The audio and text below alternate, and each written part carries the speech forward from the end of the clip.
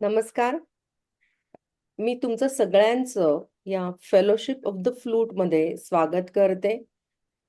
आपण जानेवारी महिन्यामध्ये भगवद्गीतेच्या 3ऱ्या अध्यायाला सुरुवात केली होती. आज आपण 3रा अध्याय जो कर्मयोग आहे, त्याला आपण थोडंसं पुढे नेणार आहोत आणि पुढचे श्लोक आपण समजून घेणार आहोत.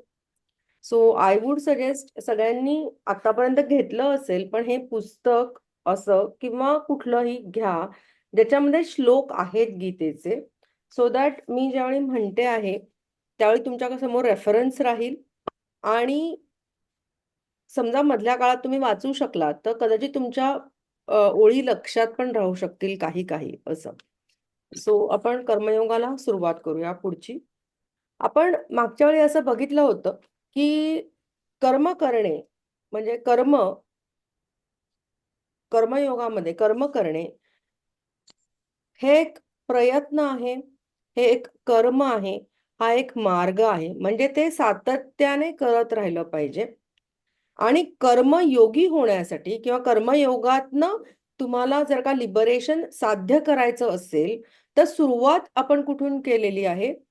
किंवा कृष्णाने कुठली सांगितली आहे? तर कुठलातरी एक छोटा, साधा, जो तुम्ही कमिटेडली पाळू शकता असा नियम करा आणि तो पूर्णतः निष्ठेने, पूर्णतः विश्वासाने करत राहा. ही पहिली स्टेप झाली. आणि हे करताना जर का आपण छोटासा एखादा नियम फॉलो करायला लागलो, तर आपल्याला आपोआपच आपली कर्म जी आपण रेग्युलर कर्म करतो, आपले झोपणे, उठणे, नियतकर्म, ही ऑलरेडी प्युअर व्हायला लागतात. आणि ज्यावेळी ही प्युअर होतात, त्यावेळी ही सुद्धा जाणीव मनामध्ये होते, की हे सगळं जे आहे, हे मला ऑलरेडी प्रदान केलेलं आहे, इनेट आहे हे माझ्यासाठी. जे प्रकृतीकडनं किंवा कृष्णाकडनं मला ऑलरेडी हे सगळं मिळालेलं आहे. आणि मग ज्यावेळी आपण अशी कर्म करायला लागतो, त्यावेळी आपण कर्मबंधनातनं मुक्त होणं याकडे एक छोटंसं पाऊल आपलं पडतं. आता याच्या पुढचा जो श्लोक आहे, तो आपण बघूया. सॉरी आपण 9व्या श्लोकापर्यंत होतो मागच्या वेळी. तर आता 10वा श्लोक असा आहे, ओम श्री परमात्मने नमः. स यज्ञः प्रजा सृष्ट्वा प्रोवाच प्रजापतिः अनेन प्रसविष्यत्वमेषवो स्विष्टकामधुक्. या श्लोकाचा अर्थ असा आहे की एक मिनिट मी फक्त म्यूट करते सगळ्यांना, म्हणजे रेकॉर्डिंग मध्ये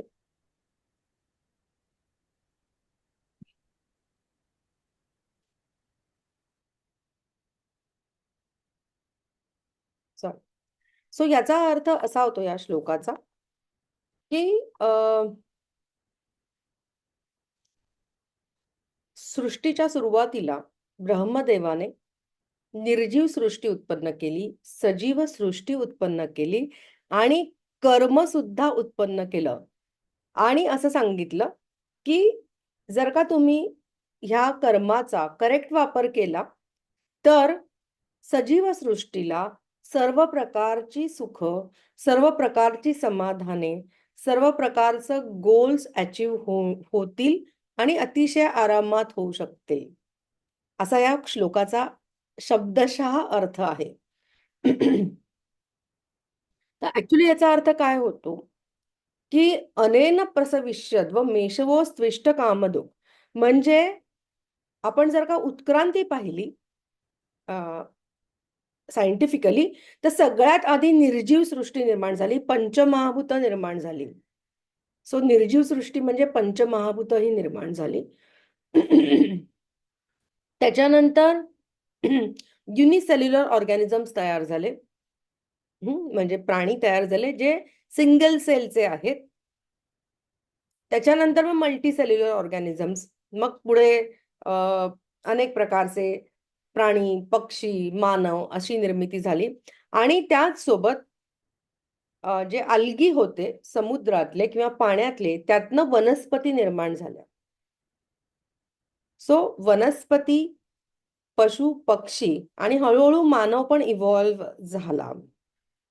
तर पुढचा जो तर ह्या मध्ये असं आहे की जसं उत्क्रांती होत गेली तसं मानवाला बुद्धी प्राप्त झाली. सो मानवाला हे कळू शकतं, बिकॉज त्याच्याकडे इंटलेक्ट आहे, त्याला हे कळू शकतं की माझ्या जन्माचा उद्देश काय असला पाहिजे. इतर प्राण्यांना ते कळत नाही, मानवाला हे कळू शकतं.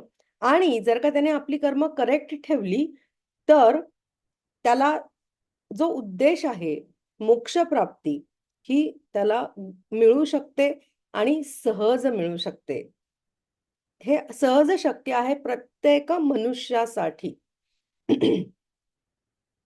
पुढचा श्लोक आहे तो असा आहे, देवान् भावयतानेन ते देवा भावयन्तु वः परस्परं भावयन्त श्रेयः परमवाप्स्यथ.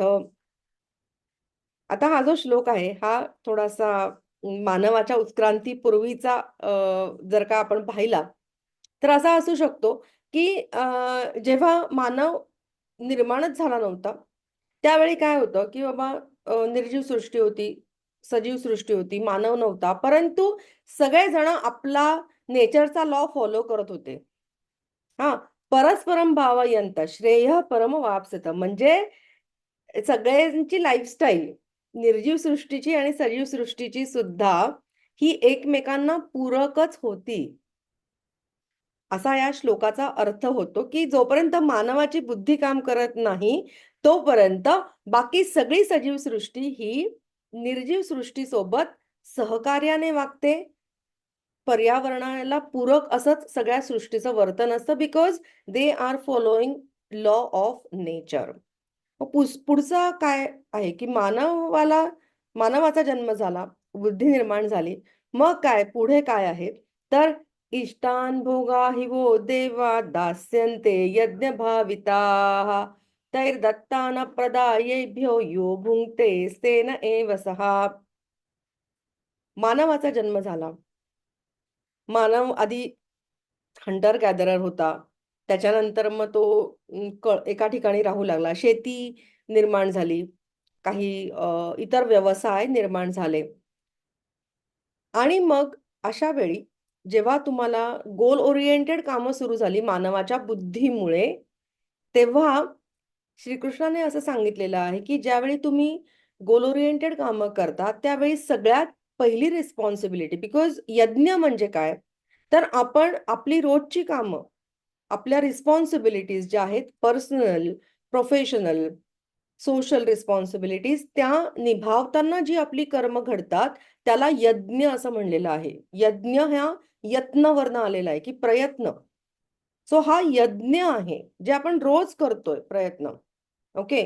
तर मग जेव्हा मनुष्य बुद्धीमुळे गोल्स अचीव्ह करण्यासाठी काम करू लागला तेव्हा कृष्णाने सांगितलेलं आहे की सगळ्यात पहिलं रिस्पॉन्सिबिलिटी मनुष्याची ही आहे पर्यावरणाबद्दल किंवा निर्जीव सृष्टीबद्दल किंवा स्वतः सोडून इतर सजीव सृष्टीबद्दल, असं त्याने सांगितलं आहे. म्हणजे इष्टान भोगा हि वो देवा, म्हणजे ज्या सृष्टीकडनं तुम्ही अन्न घेता, ज्या सृष्टीकडनं तुम्ही हवा घेता, ज्या सृष्टीकडनं तुम्ही सूर्यप्रकाश घेता, त्याला तुम्ही काहीतरी भोग दिला पाहिजे. भोग दिला पाहिजे म्हणजे काय? तुम्ही अजिबात सत्यनारायण करू नका किंवा प्रसाद दिला पाहिजे रोजच्या रोज असं गरजेचं नाही. तर प्रत्येक ॲक्शनमध्ये आपण पर्यावरणाचा ऱ्हास करतो आहे का पर्यावरणाला हेल्प करेल असं आपण प्रयत्न करतो आहे, हे बघणं हे गरजेचं आहे. आणि जो असं करत नाही, त्याला भगवद्गीतेमध्ये स्तेन, स्तेन म्हणजे चोर असं म्हणलेलं आहे, की you are hiding something from people. Okay, तुम्ही काहीतरी लपवून ठेवताय कोणापासून तरी, ही चोरी आहे. स्तेन एव सहा, जो हे करत नाही तो स्तेन आहे. त्यामुळे पहिली रिस्पॉन्सिबिलिटी मनुष्याची कुठली आहे तर पर्यावरणाबाबत जागृत होणं आणि पर्यावरणाला हेल्पिंग राहील, इको फ्रेंडली कामं करत राहणं, हे सगळ्यात पहिली रिस्पॉन्सिबिलिटी मनुष्याची आहे. पुढचा श्लोक जो आहे तो असा आहे, सिमिलर लाईन्स वरती पुढचा श्लोक आहे तो असा आहे, यज्ञशिष्टाशिनः सन्तो मुच्यन्ते सर्व किल्बिषैः भुञ्जते ते त्वघं पापा ये पचन्त्यात्मकारणात्.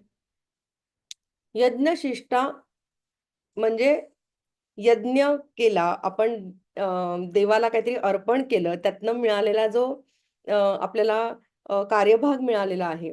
ओके, म्हणजे आपल्याला जे गोल अचीव झालेला आहे त्यातला काहीतरी भाग पुन्हा पर्यावरणाला देणं, पुन्हा देवाला देणं, हे जो करतो तो रिस्पॉन्सिबिलिटीने वागतो. आणि जो हे करत नाही, भुंजते ते त्वगम पापा, म्हणजे जो हे करत नाही तो पापी आहे. आता पाप आणि पुण्य म्हणजे काय हे आपण इथे समजून घेऊया. बेसिकली आपल्या आजच्या फेलोशिप ऑफ द फ्लूटचं टायटल आहे, डज कर्मा बॅकफायर. म्हणजे कर्मांनी आपल्याला काहीतरी त्रास होतात का? तर मुळात आपली जर का कर्म पुण्याची असतील, तर ती आपल्याला अजून वरच्या लेव्हलला घेऊन जातात आणि आपली कर्म जर का पापाची असली, तर ती निश्चितपणे बॅकफायर होतात. आता पुण्य आणि पाप म्हणजे काय आहे? बेसिकली व्हॉट इज पाप आणि व्हॉट इज पुण्य? तर मुळात जे रिस्पॉन्सिबल कर्म आहे, ते पुण्य आहे. आणि जे इर्रिस्पॉन्सिबल कर्म आहे, ते पाप म्हणलेलं आहे. So we should always understand, देव असं म्हणत नाही, मला नमस्कार करा, नाही केला तर तुम्ही पापी आहात. देव म्हणतो रिस्पॉन्सिबिलिटी ओळखणं हे पुण्यकर्म आहे आणि इरिस्पॉन्सिबली काम करत राहणं हे पाप आहे. आणि मग त्याची कर्म ही बॅकफायर करणारच आहेत. जशी आज आपल्याला दिसतायत बॅकफायर करताना आपली कर्म. आज आपण म्हणतो ग्लोबल वॉर्मिंग झालेलं आहे. आज आपण म्हणतो पाऊस कुठेतरी जास्त पडतो, कुठेतरी कमी पडतो. म्हणजे आपण जर पाहिलं तर बेसिकली कसं आहे, की आता रेन सायकलचा जर का आपण उदाहरण घेतलं, एक उदाहरण म्हणून, तर रेन सायकल कसं असतं, की आधी ओशन्स हे सगळ्यात मोठे आहेत साठे जे इव्हॅपोरेशनमध्ये कार्यरत असतात. त्याच्यानंतर झाडं जी आहेत, त्यांच्यामधनं पण ट्रान्सपिरेशन होतं. ओके, म्हणजे इव्होट्रान्सपिरेशन असं पण त्याला म्हणतात. आणि मग ही जी हवा वरती जाते, ती कंडेन्स होते. कूल झाल्यामुळे कंडेन्स होते आणि त्याचे ढग फॉर्म होतात आणि मग या ढगातनं काहीतरी प्रोसेस नंतर पाऊस पडतो. आता जे ओशनचं पॉल्युशन आहे, त्यामुळे असं होतं, की काही ठिकाणी इव्हॅपोरेशन कमी होतं. काही ठिकाणी खूप जास्त होतं आणि म्हणूनच काही ठिकाणी खूप जास्त पाऊस पडतो, काही ठिकाणी एकदम ड्रॉट येतो. हे आपण आज बघतोय आणि ज्याला आपण ग्लोबल वॉर्मिंग आज म्हणतो. सो ही जी कर्म आहेत, जी आपल्या अँसेस्टर्सनी, आपण त्यांच्या पूर्वजांनी पण केलेली आहेत, त्याचे परिणाम आपण भोगत आहोत आणि भोगत राहणार आहोत, जर का आपण आत्ता रिस्पॉन्सिबल कर्म केलं नाही तर. आपण झाडं तोडतोय. झाडांमधनं जे ट्रान्सपायर होते हवा, म्हणजे ते एकतर CO2 ॲब्सॉर्ब करतात, ऑक्सिजन रिलीज करतात, हे तर आहेच. परंतु रेन सायकलमध्ये पण झाडांचा खूप मोठा सहभाग असतो. कारण ट्रान्सपिरेशनमुळे क्लाउड्स तयार होतात. झाडं आपण तोडतोय. म्हणजे आपण कुठेतरी आपण ट्री प्लांटेशन वगैरे असे काहीतरी गोष्टी करतो. पण ती ट्रीज वाढतायत का? याकडे आपण लक्ष देणं हे सुद्धा आपलं कर्तव्य आहे. ज्यांचे हे व्यवसाय आहेत, शेती असेल, मत्स्य व्यवसाय असेल, अजून शेतीशी निगडीत किंवा असे काही व्यवसाय असतील, त्यांना तर हे करणं गरजेचंच आहे. त्यांची रिस्पॉन्सिबिलिटी आहेच. परंतु ह्युमनचं आद्य रिस्पॉन्सिबिलिटी कुठली असेल? पहिली रिस्पॉन्सिबिलिटी कुठली सांगितलेली आहे कृष्णाने? तर पर्यावरणाशी तुम्ही हार्मोनियसली राहा, ही फर्स्ट रिस्पॉन्सिबिलिटी मनुष्याची आहे. कारण पुढचा श्लोक जो आहे तो असा आहे, की अन्नात् भवन्ति भूतानि पर्जन्या दन्न संभवः यज्ञात् भवति पर्जन्यो यज्ञः कर्म समुद्भवः. म्हणजे असं म्हणलं आहे, की अन्नातून शरीर वाढतं किंवा शरीरासाठी अन्न आवश्यक आहे. आपण ज्या सगळ्या क्रिया करतो, त्यासाठी अन्न गरजेचं आहे. ओके. फक्त अन्नच आहे असं नाहीये. आपण जी हवा घेतो, पाणी पितो हे सुद्धा आहे. परंतु एक ढोबळ मानाने पाहिलं तर अन्न हे गरजेचं आहे. आणि अन्न हे उत्पन्न होतं पर्जन्यामुळे, रेनमुळे. ओके. आणि जो रेन आहे, रेन सायकल जे आहे, ते कशामुळे उत्पन्न होतं? तर रेन सायकल हे यज्ञामुळे उत्पन्न होतं. म्हणजे आपण जेव्हा जे पर्यावरणाचं सायकल आहे, त्याला डिस्टर्ब करत नाही, तेव्हा रेन सायकल हे करेक्ट राहतं, असा याचा अर्थ होतो. कृष्ण असं म्हणत नाही, मी रागावलोय म्हणून मी पाऊसच पडू देणार नाही. वरुण राजाची तुम्ही उपासना करा आणि हे करा आणि ते करा. It is not that. तुम्ही पर्यावरण पूरक, एन्व्हायर्नमेंटल फ्रेंडली लाईफस्टाईल अडॉप्ट करणं, हे तुम्ही जगावरती उपकार म्हणून नका करू. तर तुमची ती रिस्पॉन्सिबिलिटी आहे प्रत्येक मनुष्याची, हे ओळखून आपण करणं गरजेचं आहे. किंवा त्याच्यामध्ये खूप अभिमानास्पद गोष्ट आहे असं पण नाहीये. हे तुम्ही करायलाच पाहिजे. हे तुमचं प्रत्येकाचं आद्य कर्तव्य आहे. आणि जेव्हा आपण हे करायला लागतो, म्हणजे ह्याच्यासाठी किती प्रयत्न करायला लागतात. त्यासाठी कुठला यज्ञ आपण करतो. यज्ञ कर्म समुद्भवः म्हणजे यज्ञातनं या सगळ्या गोष्टी मेंटेन होतात. तर इथे मला जनक राजाची गोष्ट आठवतीये, की जनक राजा सॉरी जनक राजा नाही, भगीरथाची गोष्ट मला आठवतीये. भगीरथाने गंगेला पृथ्वीवर आणलं, अशी एक कथा आहे. तर ती थोडक्यात अशी आहे, की सगर नावाचा एक अयोध्येला राजा होता. त्याच्या 2 राण्या होत्या. केशिनी आणि सुमती म्हणून. त्याला मूल होत नव्हतं.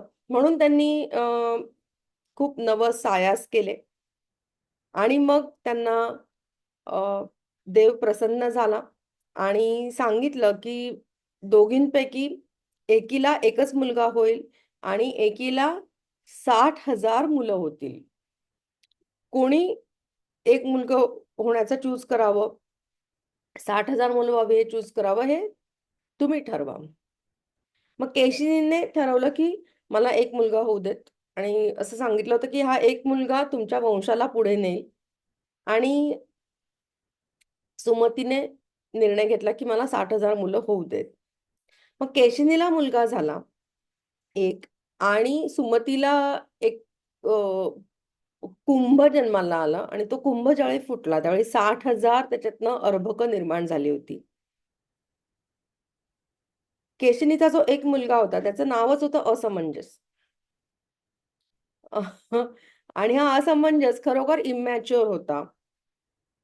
तो इम्बॅलन्स्ड होता. तो असा विचारी मुळीचच नव्हता. अ, पुढे हा जो सगर राजा आहे, त्याने असं ठरवलं, की आपण राजसूय यज्ञ करावा. त्यावेळी प्रथा असणार आहे, की जसं आजकाल पीस ट्रीटीज होतात तसं. सो राजसूय यज्ञामध्ये तुमचा राज्याचा जो घोडा असतो, तो सगळ्या राज्यांमधनं फिरतो. ओके. आणि मग त्या घोड्याला कोणी अडवला, तर त्या राज्याशी आपल्याला युद्ध करणे असे नियम असतात राजसूय यज्ञामध्ये.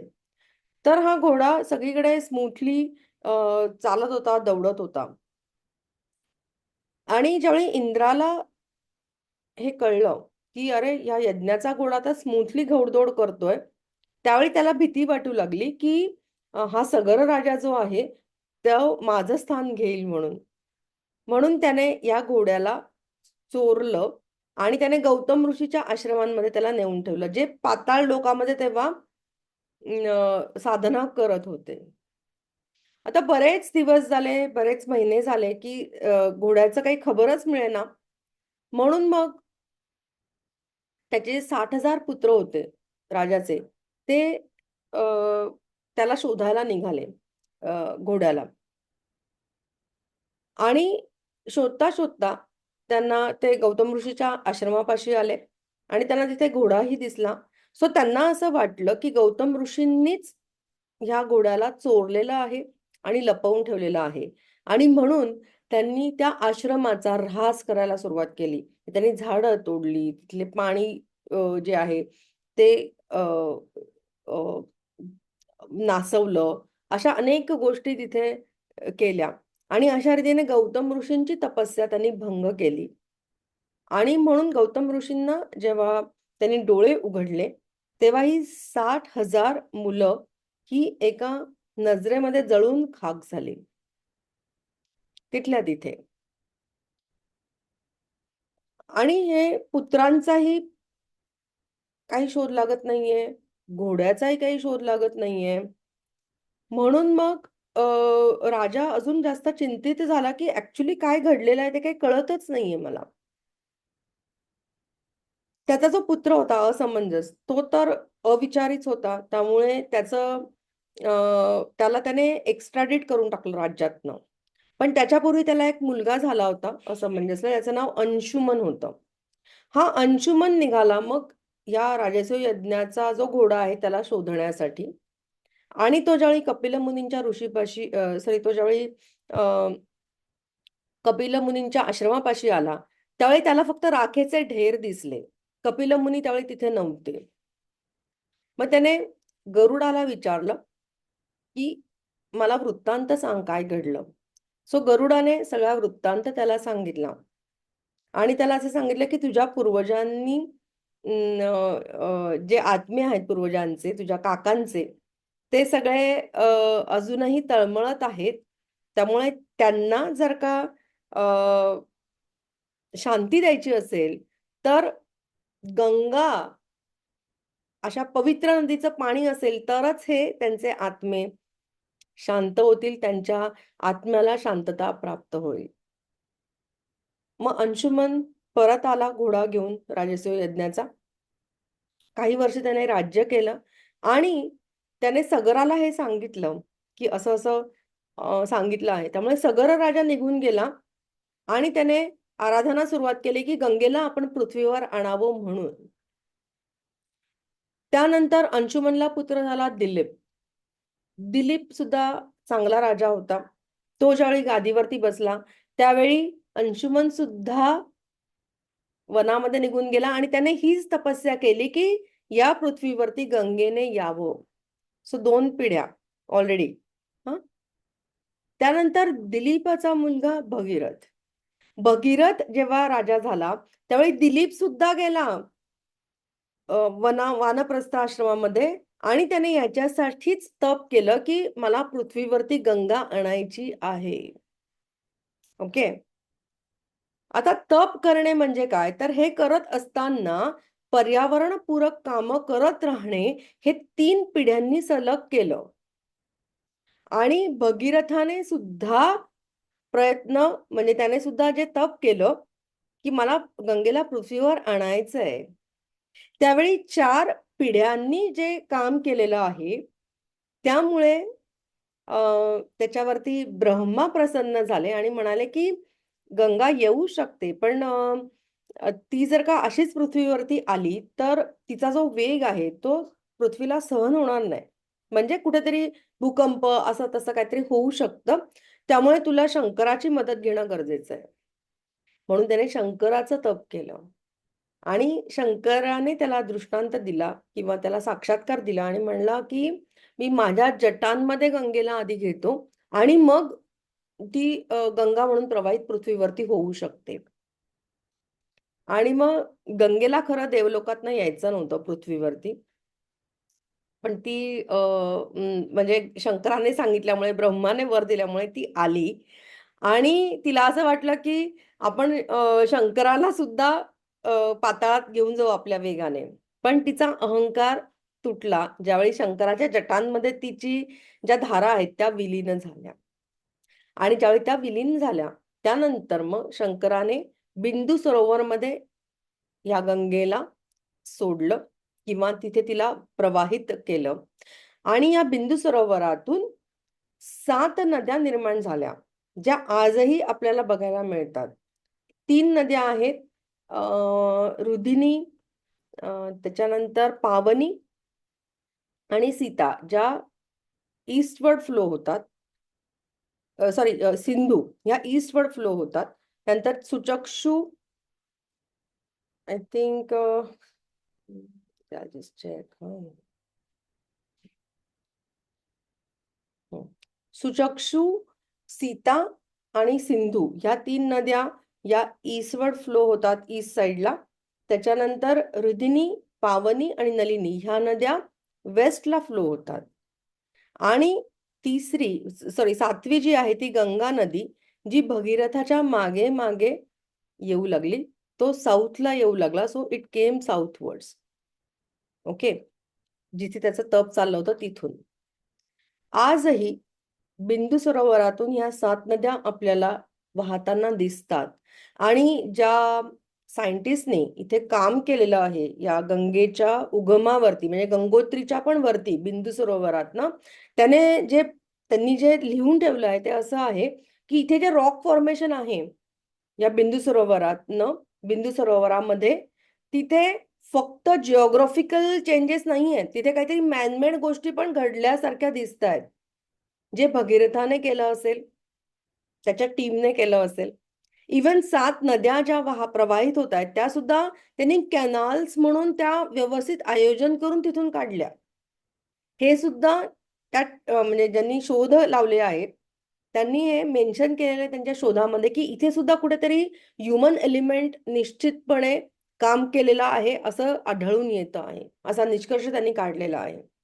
सो भगीरथ प्रयत्न म्हणजे काय, तर ह्या गंगेला म्हणजे जो काही ग्लेशियर असेल तो बिंदू सरोवरातला, त्यातनं पाणी आणणं आपल्या भारत देशामध्ये, आपल्या जमिनीवरती, आपल्या देशातल्या जमिनीवरती. पण ते आणताना कसं आणायचंय, तर ते पर्यावरण पूरकरित्या आणणं गरजेचं आहे. हे भगीरथ प्रयत्न आहे, हा यज्ञ आहे. ओके. आणि मग ही नदी जशी बाहेर भगीरथासोबत आली खाली, तसं मध्ये रस्त्यामध्ये असं झालं की गंगा वाहताना एक जानू नावाचे ऋषी तपस्या करत होते. तर त्यांचा आश्रम पण गंगेच्या प्रवाहात वाहून गेला. तर त्यांनी गंगेला पूर्ण पिऊनच टाकली. म्हणून मग भगीरथाने त्यांना सुद्धा विनंती केली की मी यांच्यासाठी गंगेला नेतो आहे आणि यामुळे जनकल्याण सुद्धा होईल. त्यावेळी त्यांनी पुन्हा गंगेला बाहेर सोडलं. म्हणून गंगेचं दुसरं नाव जान्हवी असं सुद्धा आहे गंगेचं नाव. आणि मग हे जे त्याचे त्याचे कोणी अँसेस्टर्स होते, त्यांच्यावरनं गंगा ज्यावेळी प्रवाहित झाली, त्यावेळी त्यांचे आत्मे जे आहेत, त्यांना मुक्ती मिळाली. म्हणजे काय, की पिढ्यानपिढ्या प्रत्येक पिढीला, प्रत्येक मनुष्याला हे प्रयत्न करणं, जे पर्यावरणाशी अ, संलग्न आहेत, जे पर्यावरणाला पूरक आहेत, जे इको फ्रेंडली आहेत, ते करत राहणं हे आवश्यक आहे. ते आपलं आद्य कर्तव्य आहे. आणि असाच पुढचा श्लोक आहे, कर्म ब्रह्मोद्भवं विद्धि ब्रह्माक्षर समुद्भवम् तस्मात् सर्वगतं ब्रह्म नित्य यज्ञे प्रतिष्ठितम्. म्हणजे ज्या प्रकारे, ज्या रिस्पॉन्सिबिलिटीने भगीरथाने त्याच्या अँसेस्टर्सने हे प्रयत्न केले, ते ज्यावेळी आपण करायला लागतो, ज्या निष्ठेने त्यांनी ही रिस्पॉन्सिबिलिटी घेतली, त्यावेळी आपल्याला कळायला लागतं, की हे आपलं खरोखर आद्य कर्तव्य आहे. नित्य यज्ञ प्रतिष्ठे म्हणजे वेदांमध्ये हे सांगून ठेवलेलं आहे. आणि हा जो यज्ञ आहे, ही जी रिस्पॉन्सिबिलिटी आहे, ही आपण निभावली पाहिजे. हा एक निष्ठा, ही एक आस्था निर्माण होते, ज्यावेळी आपण हे करतो आपल्या मुलांना वाटेल, आपल्या आई-वडिलांनी केलं तर आपल्याला वाटेल. सो प्रत्येक पिढीने, प्रत्येक मनुष्याने हे करत राहणं हे गरजेचं आहे.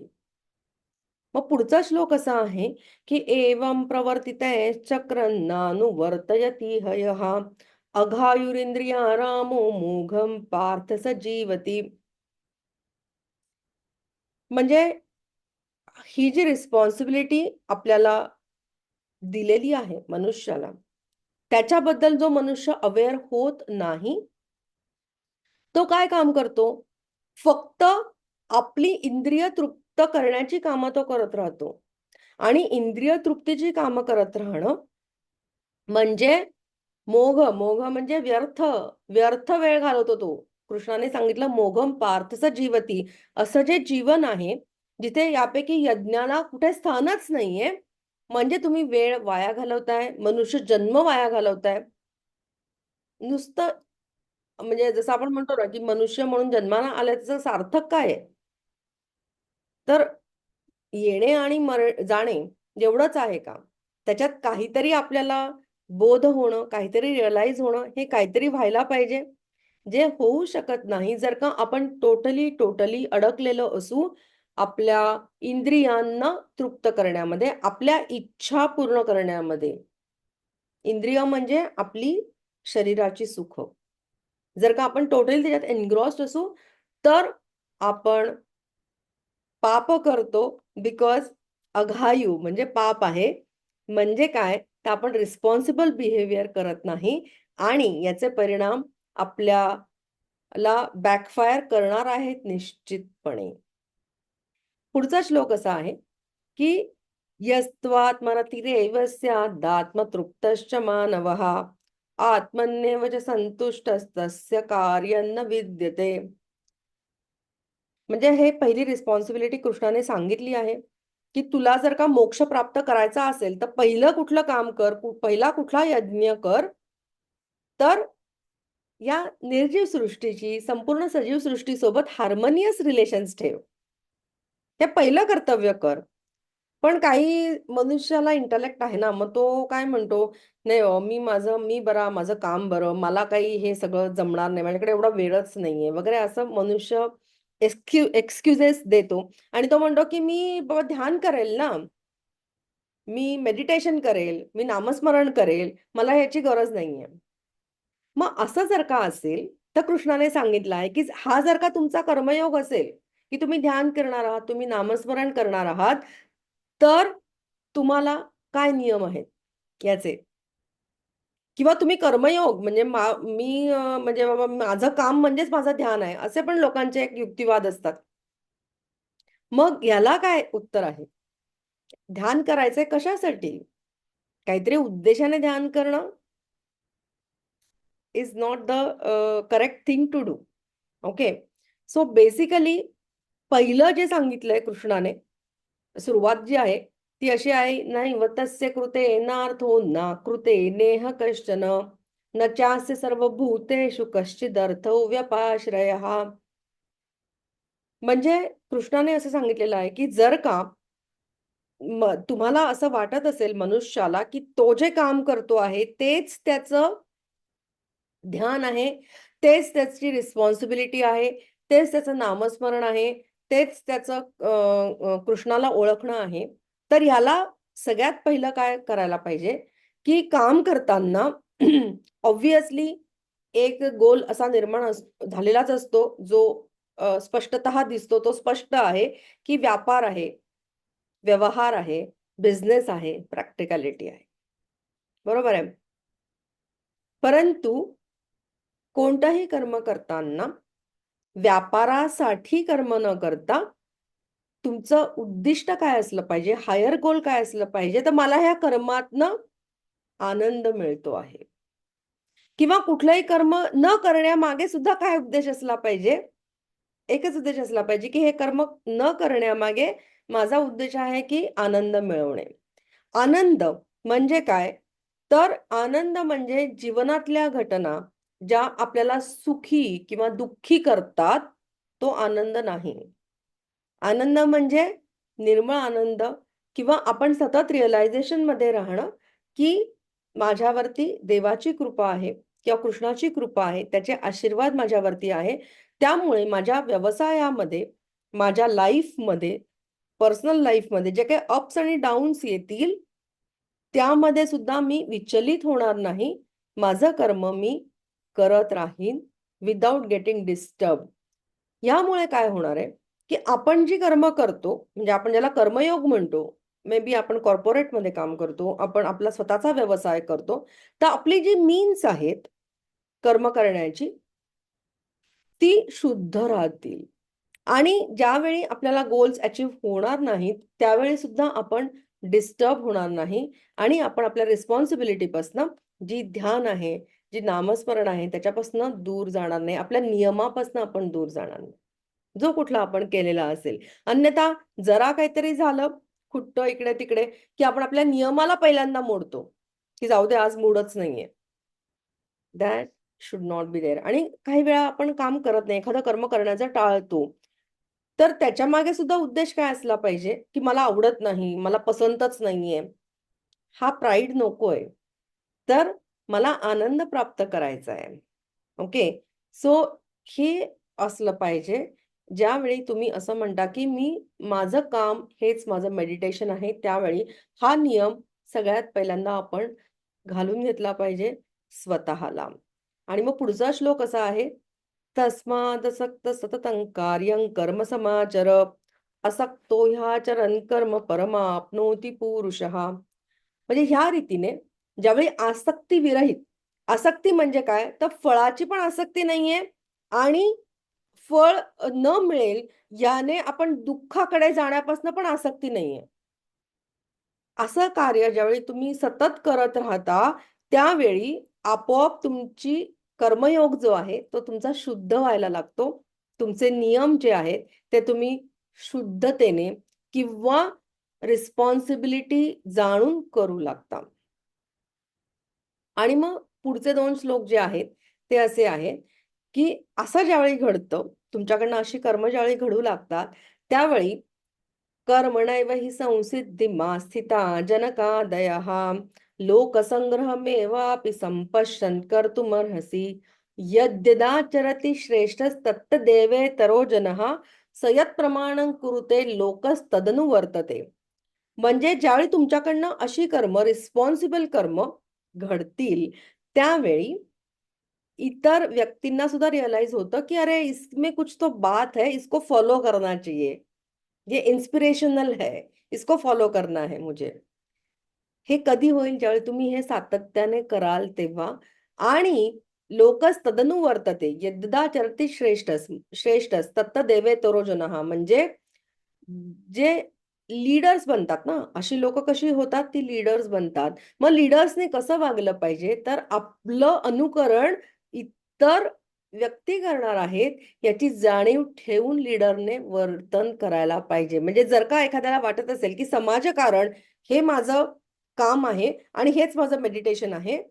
तर मग समाजकारण, राजकारण हे तुम्ही कसं करायला पाहिजे? तर तुमचं अनुकरण इतर व्यक्ती करणार आहेत. सो ते रिस्पॉन्सिबली करणं हे त्या व्यक्तीचं आद्य कर्तव्य आहे. आणि मग याच्यानंतर पुढचा श्लोक आपण पुढच्या वेळी घेणार आहोत. इथे एक थोडंसं मी सांगू इच्छिते तुम्हाला, की लीडर आपण ज्यावेळी म्हणतो किंवा श्रेष्ठ लोकांचं इतर लोकं अनुकरण करतात, असं ज्यावेळी आपण म्हणतो, त्यावेळी गुरु फार महत्वाचा असतो. म्हणजे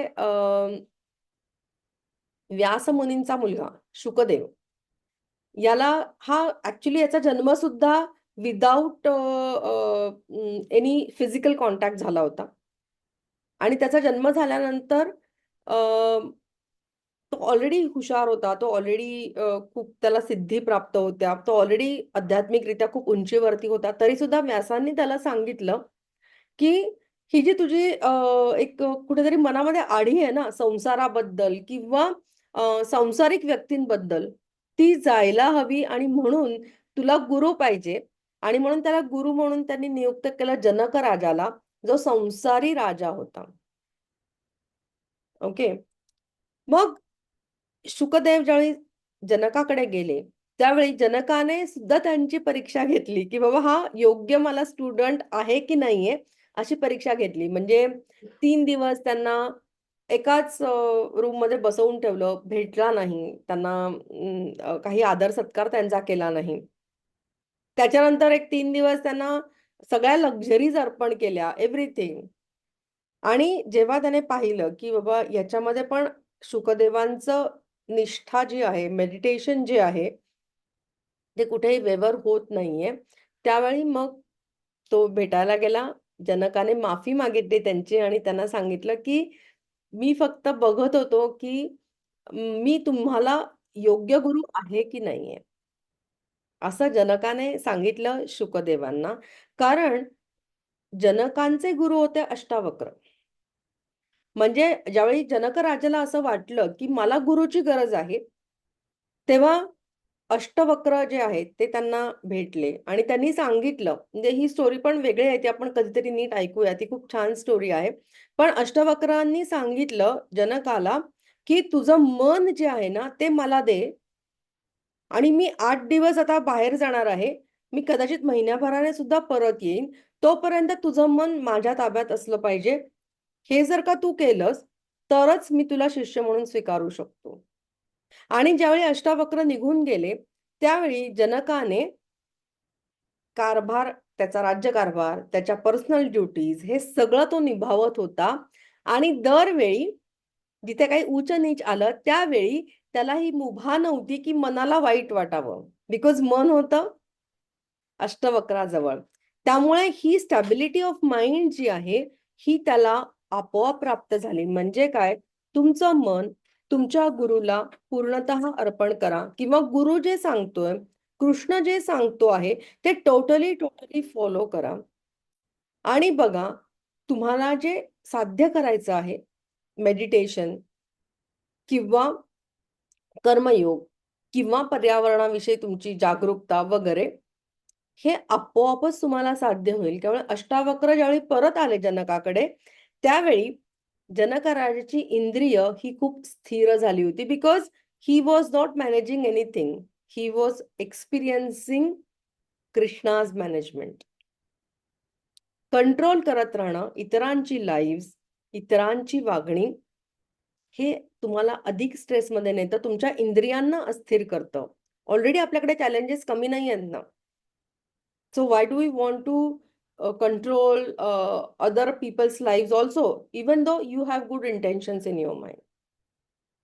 सो कधीतरी तुमचं मन स्थिर करा आणि विचार करा, की मला सांगितलेलं आहे ना, की आता हे मन मी तिथे दिलेलं आहे, कृष्णाला दिलेलं आहे. सो जे काय घडतं आहे, तर त्याच्यासाठी वाईट वाटून घेणं किंवा अति आनंद होणं, हर्षित होणं, याची मुभा मला नाहीये. I should remain in surrender. हे जर का आपण केलं, तर आपला कर्मयोग जो आहे, तो सुद्धा आपण व्यवस्थितरित्या पार पाडू शकतो. मग सन्मानांच्या मागे जाणं किंवा सन्मान मिळावे यासाठी कर्म करणं, पद मिळावे यासाठी समाजकारण करणं, राजकारण करणं, ह्यातनं आपण अलिप्त राहू शकतो आणि ह्यामुळे इतर लोक तुम्हाला आपोआपच फॉलो करू लागतात. सो इथे आपण हा गीतेचा अध्याय संपवतोय. संपवतोय म्हणजे पुढे आपण हा श्लोक होता 21वा. पुढच्या वेळेपासून आपण 22व्या श्लोकापासून सुरुवात करूया. मार्चमध्ये फेलोशिप ऑफ द फ्लूट होईल. हे पुस्तकाचा फोटो मी परत पाठवते काढून. तोपर्यंत आणून ठेवा हे पुस्तक. म्हणजे काय होईल, की तुम्हाला रेफरन्ससाठी चांगलं राहील. आणि याचा टाइप पण जरा मोठा आहे. सो वाचायला जरा इझी आहे. खूप छोटा टाइप असेल तर वाचायला पण आपल्याला कठीण जातं. आणि तुमच्याकडे जर का अर्थसहित गीता असेल, त्याच्यातले श्लोक असले तेही तुम्ही वाचले तरी चालतील. Okay. So I wish you all the very best. आता होळी पण जवळ येतेय. सो होळीच्या सगळ्यांना शुभेच्छा. आणि जसं आपण म्हणतो, की होळीमध्ये काहीतरी नवीन संकल्प करा. म्हणजे जुनी कर्म जी आहेत, जी घडून गेलेली आहेत, जी इरिव्हर्सिबल आहेत कर्म, ती होळीसोबत देऊन टाका. त्याच्यावरती विचार करू नका. त्याच्यावरती ती करेक्ट करण्यासाठी जे प्रयत्न करायचे ते करा. पण ती कर्म का झाली? ती व्यक्ती अशी का वागली? ती कधी सुधारेल? याविषयी विचार करू नका होळीला. आणि नियम फॉलो करा. कुठला तरी छोटासा नियम. पर्यावरणाशी हार्मनी ठेवा. आणि तिसरं म्हणजे कुठलंही कर्म करताना तुमचा उद्देश जो आपण हायर गोल जे आहे ते काय असलं पाहिजे, तर मला यातनं आनंद मिळवायचा आहे. लोअर गोल्स जी आहेत ती तर स्पष्ट आहेत. व्यापार आहे, बिझनेस आहे, पैसा आहे वगैरे, वगैरे, वगैरे. पण आपला हायर गोल काय आहे याच्याबद्दलचं रिअलायझेशन जे आहे ते सोडू नका. आणि ह्यासाठी कृष्ण तुमचा गुरु हा तुम्हाला निश्चितपणे गाईड करेल. सो त्याच्या चरणी लीन व्हा, त्याच्या चरणी मन स्थिर करा आणि see the magic happening. Wish you all happy Holy. आता आपण मेडिटेशन करणार आहोत. So get ready for the same.